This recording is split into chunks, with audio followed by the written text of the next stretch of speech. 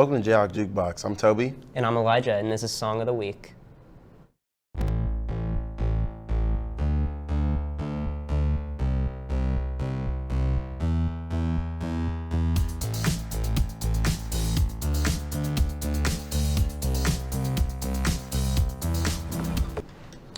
So for my song, I chose Erykah Badu's 2000 classic, Didn't You Know? Produced by the legendary Jay Dilla, which is what makes the track unique to me. Erykah Badu, of course, as always, kills on the vocals. Her songwriting is impeccable. But what makes it stand out to me is Jay Dilla's fantastic production on the track. At the time, Jay Dilla was doing a lot of production for a variety. It was a group called the Soulquarians, which comprised of like Q-Tip, Erykah Badu, The Roots, Common, and a plethora of other artists in the late 90s, early 2000s. And Didn't You Know is like one of the best neo-soul and really like modern R&B tracks to come out of that collaboration. And it's one of the best tracks on Erykah Badu's amazing sophomore album, Mama's Gun. Yeah.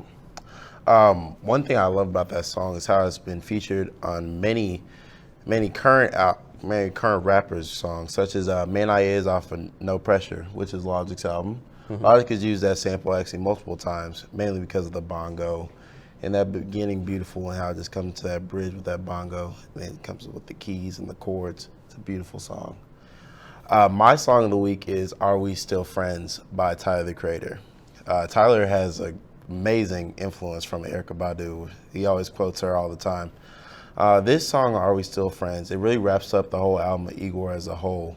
It starts as a complete love triangle between a guy and two men and one woman. And they're not, and the man is actually obsessed with the other guy instead of the woman. And this song really wraps it up as far as I love this person, they don't love me back, and trying to basically kick them out of my life. And now he's coming back and saying, can we still be friends after all that I've done and all things that have happened? This song also takes a sample from Dream by Al Green, which is a great song. He uses the keys and the backup vocals as well. And a surprise feature on this song comes with Pharrell. Pharrell has been on all of Tyler's tracks, at least one track on every single album since 2013, from songs such as Enjoy Today, Right Now, where he's not really known as much.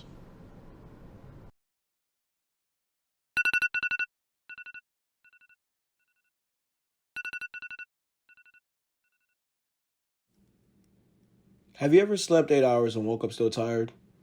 If that's the case, you may not be getting the best quality sleep. Here are 3 healthy habits to practice before bed to boost the quality of your sleep. 1. Turn the temperature to cool. When your room is nice and cool, you're more comfortable to relax and fall asleep faster. 2. Turn the lights off. Light keeps your brain awake, which is the opposite of what we're trying to do here. 3. Turn off all devices. Instead of mindlessly scrolling through TikTok, read a book. This helps your brain relax from the stimulation of the phone and can come to peace in the comfort of your own bed. Enjoy, and good night. Hi, I'm Alexandria. I'm Kit. I'm Toby. This week we will be talking about controversies in the music industry. So this will contain themes of sexual assault, racism, and anti-Semitism. So if that is not your cup of tea, we will see you back in a few minutes. Kit, do you want to start off? Yeah, so we're first going to talk about, the recent allegations towards Rex Orange County, indie singer from England. The information I got is from the LA Times. So he was first charged with 6 accounts of sexual assault after a woman had accused him of attacking her multiple times in London. Allegedly, he assaulted her twice in the West End on June 1st.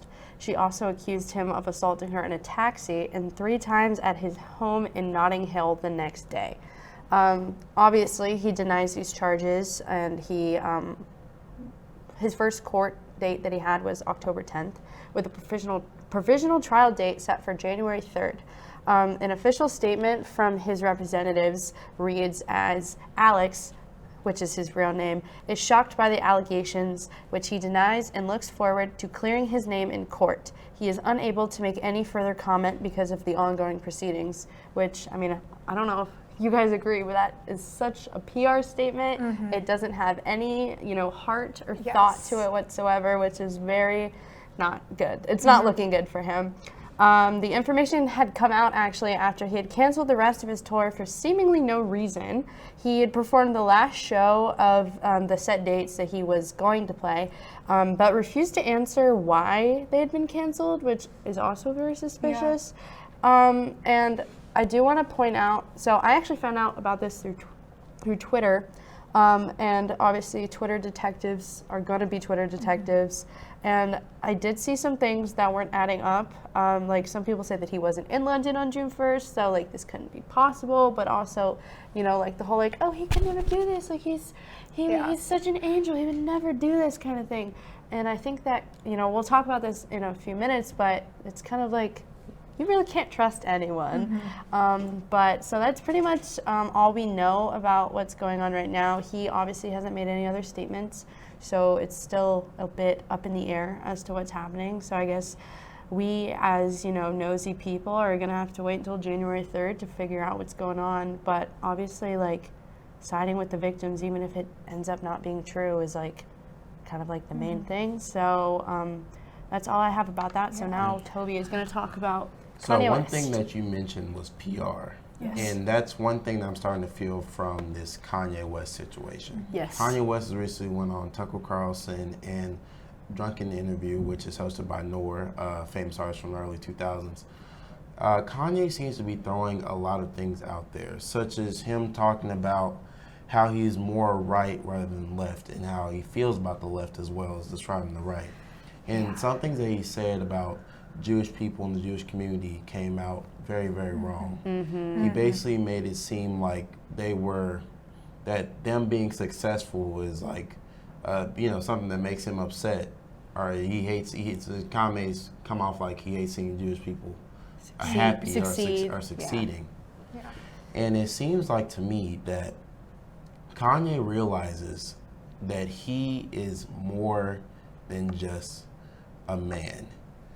Yeah. One thing that Kanye says in the famous song is, I'm not a businessman, I'm the businessman. Yeah.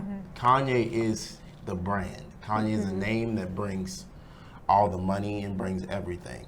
And for the longest time early in his career, I feel like he was basically just trying to squeeze money out of the culture, out of, from saying George Bush doesn't care about black people on live television, or saying things, on the College Dropout where he says, they made us hate ourselves but love their wealth, which he's obviously referring to white people or people that, the 1%, which are, mainly white, Yes. and appealing to that. And now it seems like he's more appealing towards the people that you want to rub elbows with, those 1%ers, the top dogs, Yeah. which, happen to be a part of that right wing way of thinking. And that's his new audience that he's catering to now. Yeah. You wouldn't hop on the Tucker Carlson show just to, just to be like, oh, I'm just here just promoting something. Like, no, you have to find a way to appeal to your current audience. I think Kanye's starting to understand that, especially with him wanting to become president in 2024. He's going after the big guns. Yes. Yeah. I mean, he's going towards the biggest people helping out with his campaign. People are going to fund him money to get him where he needs to go to. And just so they say, any PR is good PR. Yeah. So Yes. That's what I was gonna say. if one side takes it negative and the other side takes it positive, Kanye's going to make money regardless because he is the brand. He is that person. Yeah, and that can bring issues when it comes to legal issues as well, because a lot of people, the audience, they put celebrities on a pedestal, and some, like Kanye, can take it to heart and start seeing themselves as more than just another person. And everybody just needs to keep in mind that celebrities aren't perfect, and that we can't expect them to be perfect. And because they have resources that the public doesn't, like the money that Kanye's making and lawyers and the connections that they have, they're able to get off with things that the general public couldn't. An example I had found was in 2014, Justin Bieber had been arrested for resisting arrest and careless driving when he was drunk driving. And he was released on a $25,000 bond with a 12-hour anger management course that was required on probation. Wow. And for resisting arrest, the punishment is probation and 0 days to 12 months in jail, which obviously he didn't get, and it has a possible prison sentence of 4 months to 2 years. And then careless driving is a 50 to 90 day in prison or a $25 to $500 fine.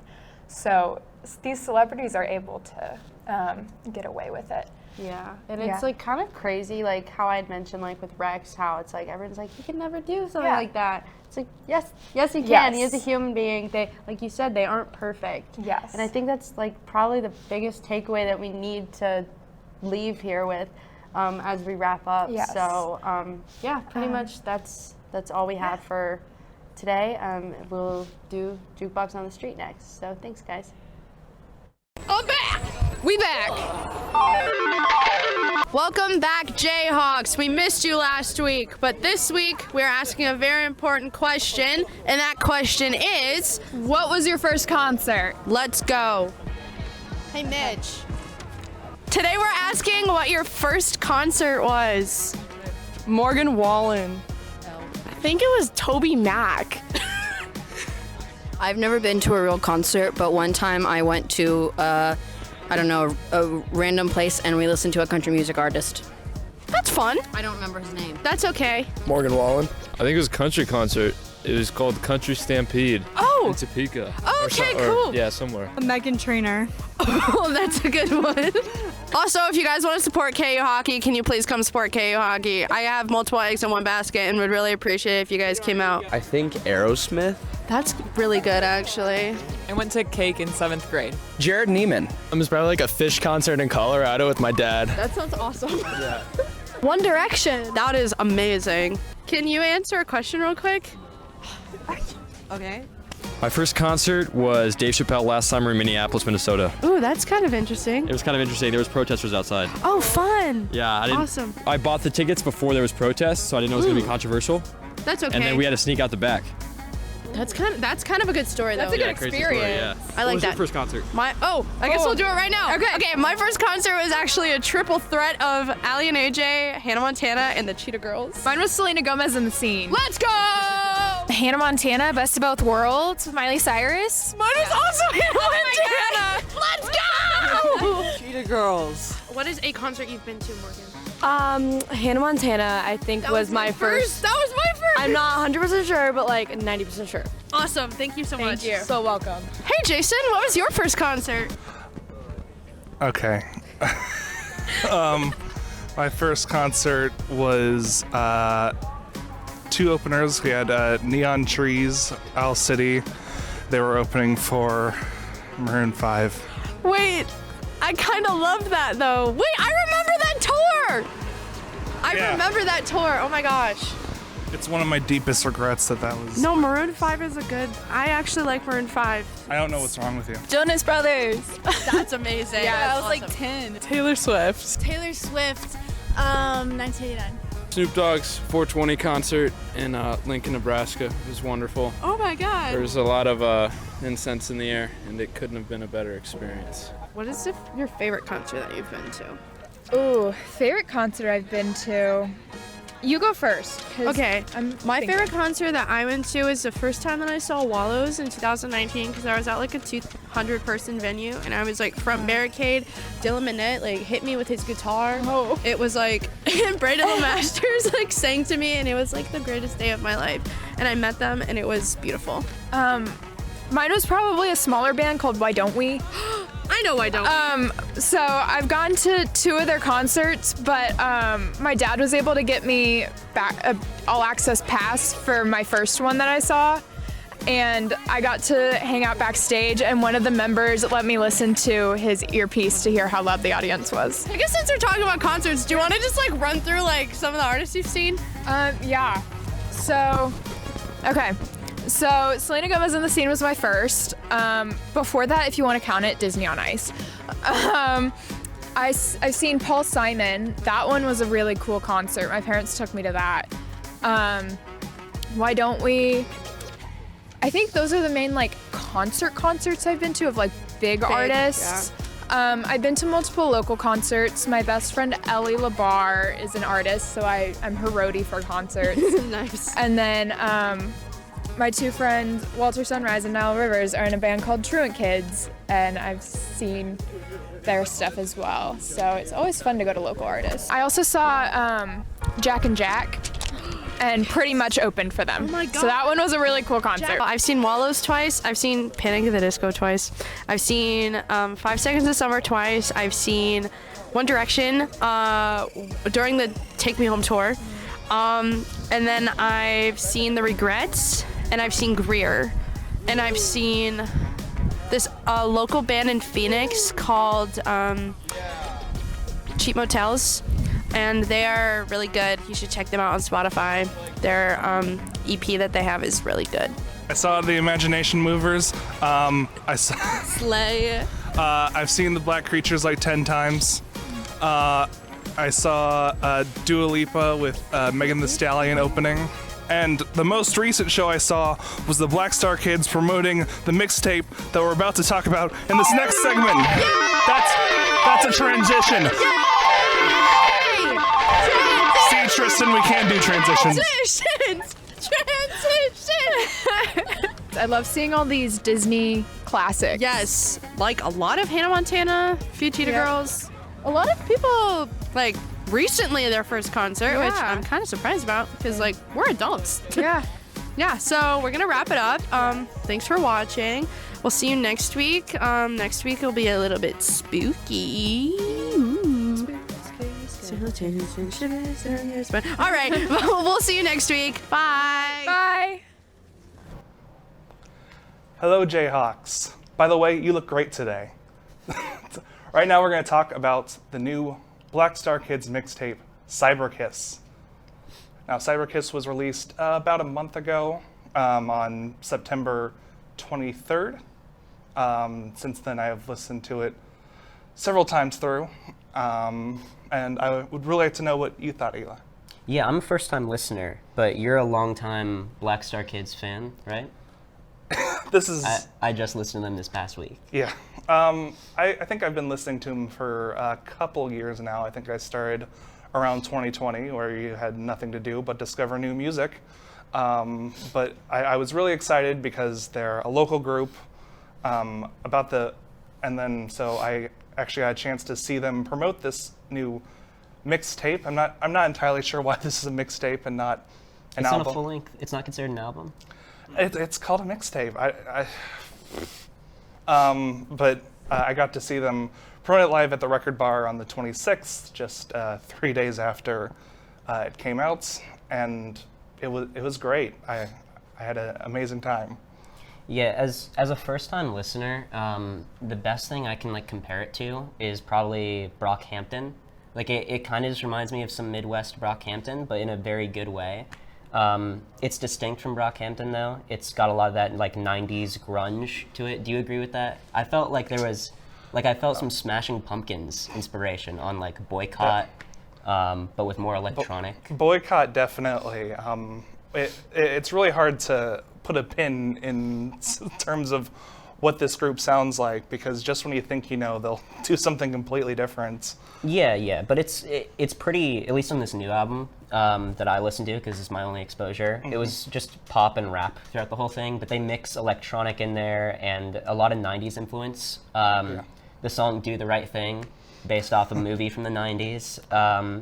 That song reminds me a lot of like an old school like Far Side track with like very chill, abstract lyrics, and then like a laid-back beat. But then you have tracks like Peach something. I don't remember the title. Peach Cobbler? Yeah, that one. That one, the hook is like, the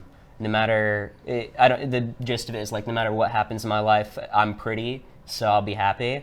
And that's a very like Brockhampton style message, and the song has a lot of like electronic production that reminds me a lot of Brockhampton, but with a Midwest tinge, seeing as they were raised in Raytown. Of course. I kind of got from this group this sort of retro-futurism kind of energy, totally. where it's like we're living in the future, everyone's living in a digital world, but also for some reason we need like Nintendo Power Gloves to go about our day. Yeah. I mean, even the cover looks like something that's a throwback to the 90s. It's got colorful outfits, like the colorful polo, long sleeve polo that reminds me of early Kanye. And then you have, I don't know, just like bright fuzzy sweaters aesthetic, which gives me 90s vibes. Yeah, well, I mean, especially with their second song off the tape, Sex Appeal, that sounds like something straight out of Missy Elliott's like range. Yeah, absolutely. I was like, the first time I heard that, I was like, worth it? Yeah. Underneath that, because it sounds so much like that. Yeah, the flows are crazy across the whole album. I don't know the names of the rappers / singers that are on it, but the female singer was amazing on Peach Cobbler, and there was another like very sing-songy pop track, the Keep Me Around, I think. Keep Me Around, yeah. Yeah, Keep Me Around. That one was really, really good. I love the chorus on that one. Yeah, well, I think her name's The Gay Babe, by the way. Okay. But I think she is probably their secret weapon, because she gets a lot of like the more emotional choruses whenever they do sing. Absolutely. But whenever she starts out a song by rapping, it's killer. She's so much fun. She's definitely a very talented rapper too. And the other person, from what I gathered, it looks like it's a trio, and one person produces, and there's two vocalists. Is that right? All three of them are on there. All three of them are on there. Okay. It's the Gay Babe, female vocalist, rapper, and then we have DeAndre, who's a bit more higher pitch, and then Ty, who's the producer and does the lower range stuff. Yeah, they all contribute to a great album as a whole, though. Yeah. I'd rate it. What would you rate it? Like, I'm thinking a strong 8. It was really good. I'd give it 8.9. Nice. Decimals. Great time. All right. Well, that's it for us. You'll never see us again. Let's go to the next segment now.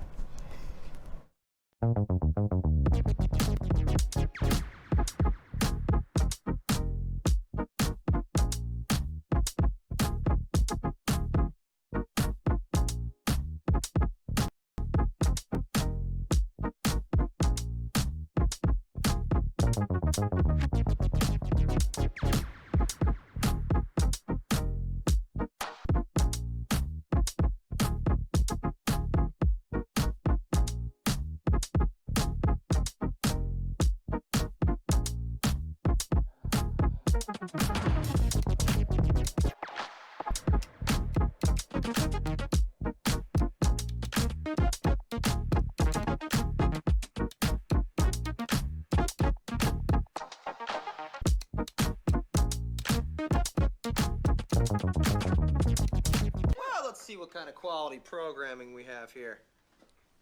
There's about 3 minutes of just a normal song, and then the last 9 minutes are just him pouring his heart and soul onto the track about his long road to get to where he was, you know, meeting up with Jay-Z, finally being on Rockefeller Records, and really trying to make it in the scene.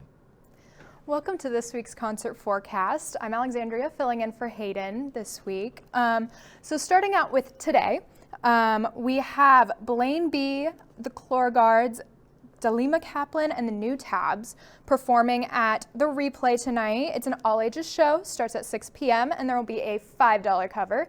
It's kind of some like, Blaine B describes it as electro bedroom pop rap, so it's bound to be interesting, and I personally, if I didn't have prior engagements, would have planned to go. On Friday, we have Ouija Mac at the Bottleneck.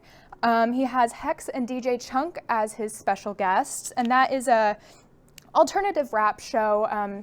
Ouija Mac is signed to the label of Insane Clown Posse, so if you like their music, I'm sure you'd like this type of music. That'll be a $15 in advance ticket cost with an $18 day of cost. That the doors open at 7 and the show doesn't start until 8 p.m., but it is all ages, so that one will be a lot of fun as well.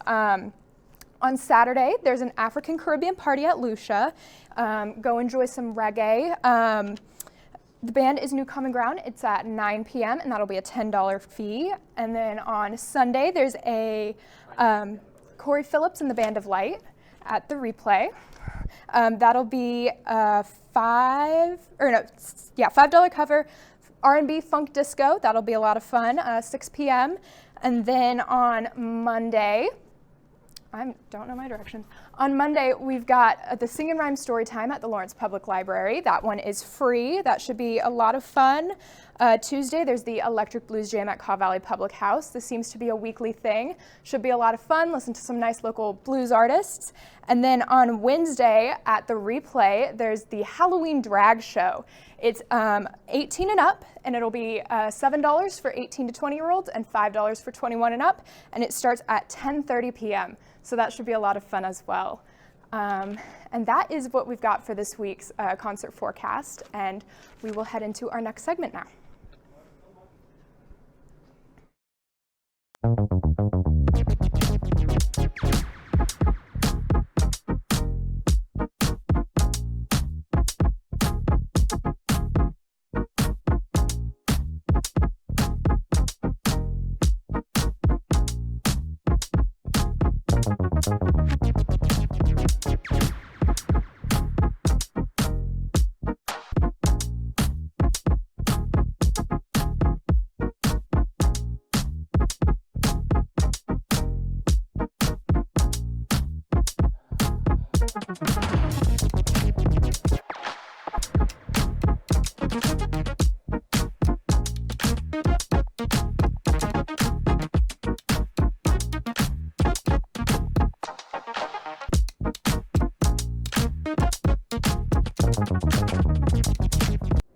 Walking alone in a college town can be dangerous, no matter the time of day.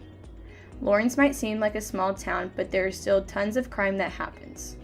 You never know where and or when people are planning to attack, so it is better to be safe than sorry. Being by yourself is never the answer. That's why people should always walk within a buddy system. Having at least 3 people to walk with can help with getting home safer. Going out in a bigger group is definitely the way to go, so everyone can be assured they are safe. If walking home isn't an option, calling KU Safe Ride is the next best option, or ordering an Uber with your friends. Stay safe and always keep a buddy with you.